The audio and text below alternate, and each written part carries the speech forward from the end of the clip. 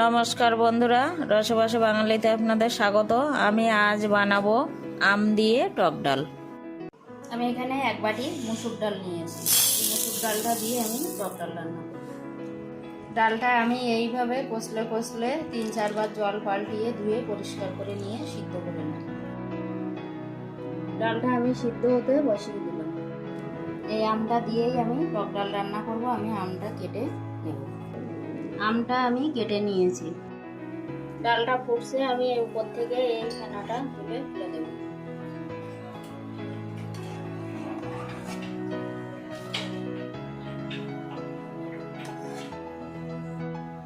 দেখুন বন্ধুরা, কত সুন্দর ডালটা সিদ্ধ হয়ে গেছে। এর মধ্যে আর ডালের কাটা দিতেই লাগবে না, এত সুন্দর ফুলে গেছে। এবার দেবো আমি গরম জল।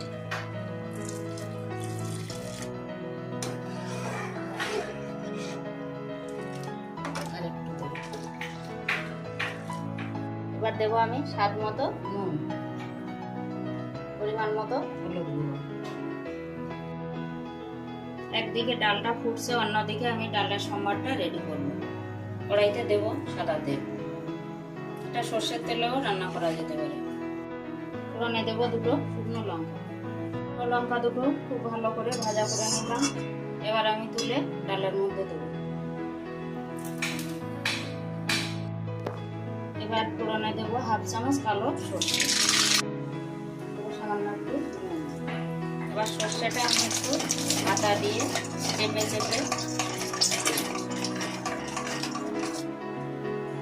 এবার যে আমগুলো কেটে রেখেছিলাম আমগুলো দিয়ে দেবো।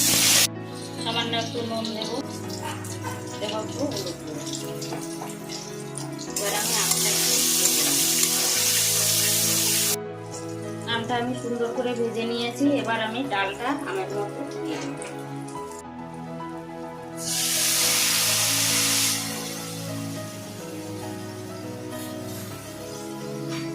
এবার আমি পুরো ডালটাই ঢেলে দেব। ডালটা সম্বাদ দেওয়ার পরে আমি 5 মিনিট ফুটিয়ে নিলাম। ডালটা কিন্তু একদম রান্না হয়ে গেছে। এইভাবে গরমের দিনে ডাল রান্না করলে গরমে কিন্তু আমরা দুটো ভাত খেতে পারি। এত প্রচন্ড গরম পড়ছে, এই গরমে কিন্তু মানুষের মুখে কোনো রুচি নেই। হয় তেতো খেতে হবে, নাই টকের ডাল বা যে কোনো আমের চাটনি। তাই আজ আমি এই টকের ডালটা আপনাদের কাছে শেয়ার করলাম। টক ডালের ভিডিওটা আপনাদের যদি ভালো লাগে অবশ্যই লাইক, কমেন্ট, শেয়ার করে আমার পাশে থাকবেন। আর আমার চ্যানেলে নতুন বন্ধু হলে একটা সাবস্ক্রাইব করার অনুরোধ রইল। দেখুন বন্ধুরা, ডালটা কত সুন্দর হয়েছে। আমগুলো কিন্তু খুবই ভালো সিদ্ধ হয়ে গেছে এবং গোটা গোটা। যার দরকার সে টিপে নেবে। এমনি ডালটা ভালোই টক হয়েছে। এভাবে আপনারা ডাল রান্না করবেন এবং খেয়ে আমাকে কমেন্ট করে জানাবেন কেমন হলো।